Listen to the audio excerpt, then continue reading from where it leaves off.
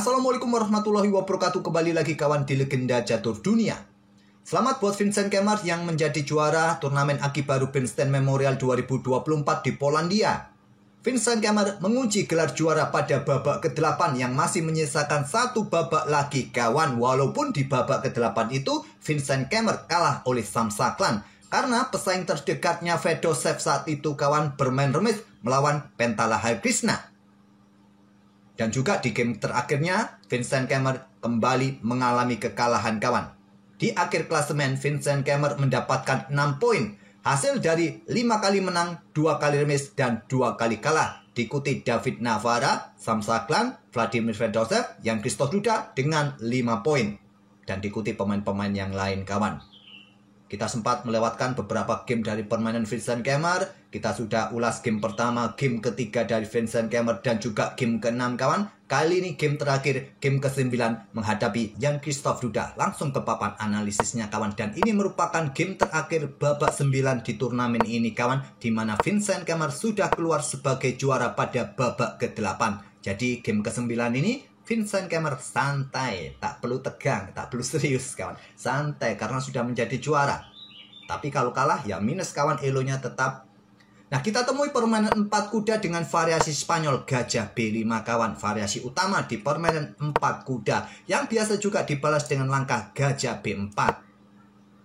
Kemudian berlanjut rokade, pion D3, pion D6 sampai langkah ke-6 ini kawan. Simetris langkah kedua pemain seperti langkah-langkah copy paste kawan. Nah, gajah akan dikeluarkan ke petak G5, hitam akan mendahului pertukaran sebelum kuda ke pusat. Sikat, setelah itu menteri ke petak E7 paling banyak. Oke, kembali lagi ke langkah aslinya. Di sini Vincent Kemmer memilih variasi gajah D6. Coba lihat, apakah kalian suka variasi ini? Tujuannya backup pion agar tidak direbut oleh kuda putih. Terlihat kalian memainkan gajah ke petak D6, kalian kesulitan mengeluarkan gajah terang ini kawan. Lanjut pion D3, perkuat posisi pion pusat dan juga segera keluarkan gajah gelap. Rokade, kemudian di sini pion A3 terlebih dahulu ataupun juga gajah ini mundur kawan. Atau langsung rokade. Pion A3 langkah bagus untuk mencegah manuver-manuver gajah ataupun kuda. Pion H6. Nah, di sini ada pion H3. Kontrol petak G4 agar tidak ada gangguan kuda saat gajah berkembang ke petak E3 nanti. Dan di sini ada yang memainkan benteng E8 kuda D4 kawan ataupun kuda mundur ke petak E7. Vincent Kemmer memilih dengan langkah kuda D4-nya menantang pertukaran kuda sedang serang gajah. Gajah J4 reposisi untuk mendapatkan diagonal serang yang lebih efektif kawan, langsung mengincar jantung pertahanan Raja Hitam. Pion C6. Apakah untuk ruang bagi gajah tarik mundur ataupun menteri kalau keluar ke sisi menteri nanti ke depan atau dukungan bagi pion B5. Banyak sekali tujuan pion C6 ini. Gajah E3. Coba eliminasi kuda. Pion B5 terlebih dahulu kawan untuk menghancurkan gajah sniper. Dipertahankan tentu saja. Sangat sayang pada gajah terang ini kawan. Bagus posisinya. Baru kuda pukul kuda F3, ambil balik dengan menteri. Kalau menggunakan pion G berharap bisa menggunakan lajur G dengan benteng. Raja ini langsung menghindar kawan. Ke petak H7. Jangan menunggu lama, jangan menunggu benteng ini digeser. Raja langsung geser saja. Oleh karena itu di sini menteri ambil balik langsung kuda F3. Kuda H7. Apakah persiapan dengan pion F kawan? Tapi perlu harus geser raja terlebih dahulu untuk menghindari diagonal yang sudah dikunci oleh sniper ini.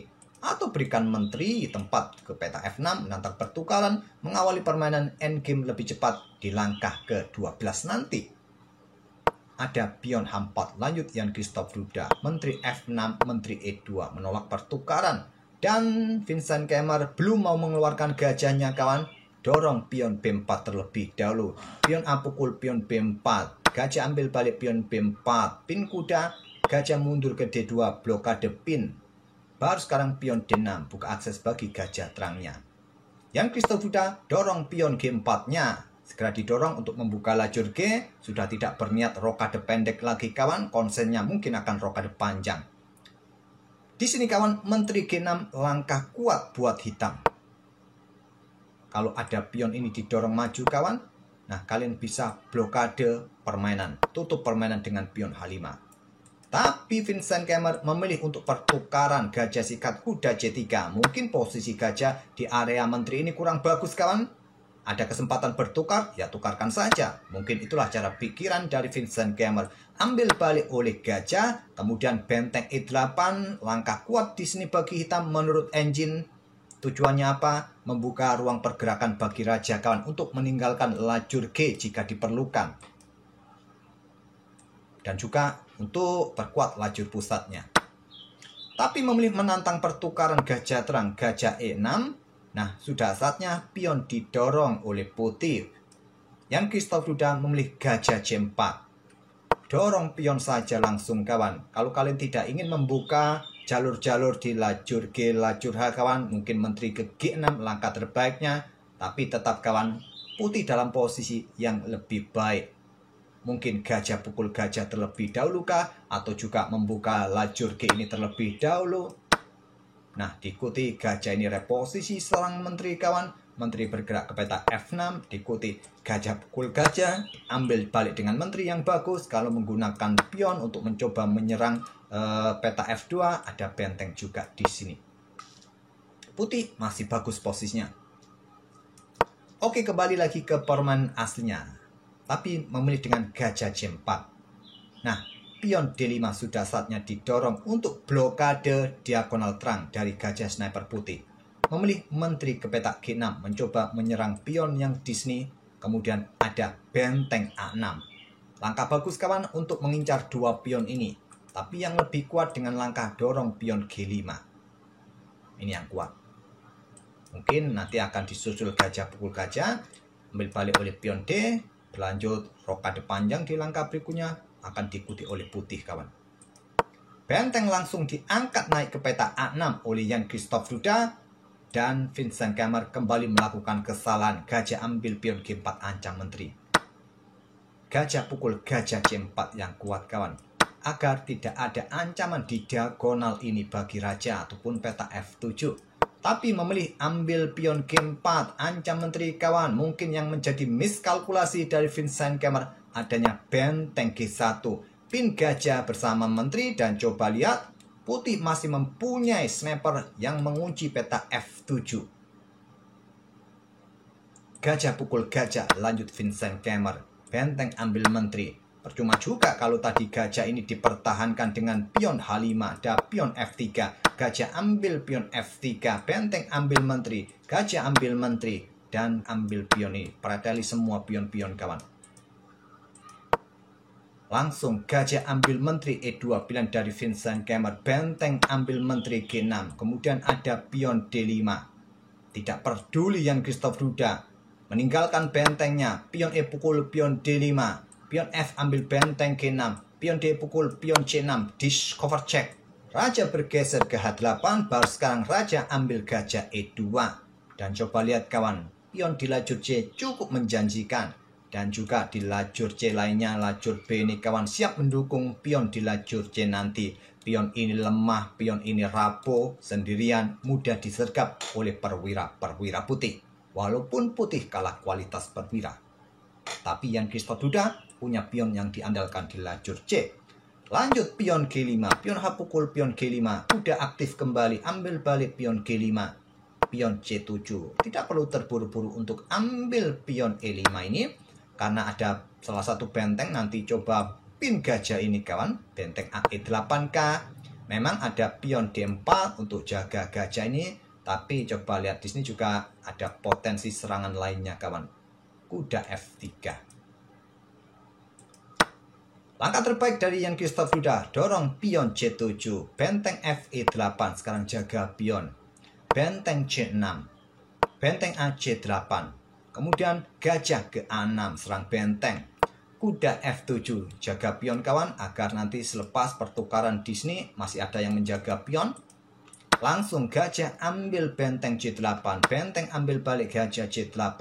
Sekarang dorong pion C4, diadu, kawan. Supaya nanti posisi gajah sudah tidak ada gangguan lagi dari pion hitam dan mendapatkan diagonal untuk preteli pion yang di sini. Sehingga pion di lajur B pun nanti akan cukup bebas. Pion E pukul pion D4. Gajah ambil balik pion D4.